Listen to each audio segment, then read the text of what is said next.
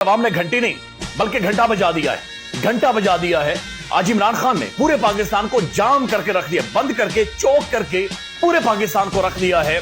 और आज बड़े बड़े के कान फटे हैं, आज कानों के पर्दे फटे हैं, आज चीखें निकली, आज इनकलाब आया है। और आज इमरान खान इतनी हुई है कि जिनके कानों पर जूं नहीं रिंगती थी उन्हें भी ये आवाजें सुनाई दी हैं, उनके पर्दे भी हिले हैं, वो भी थोड़ा सा डगमगाए हैं, उनके पांव के नीचे से भी जमीन खिसकी है। चूंकि जीबी से शुरू करें बलूचिस्तान तक इमरान खान, कराची से शुरू करें खैबर पख्तूनख्वा तक खान, पंजाब, पूरा पंजाब जागा है। यानी आज फैसला नहीं हो पा रहा कि सबसे बड़ी रैली किधर थी, सबसे ज्यादा लोग किधर निकले।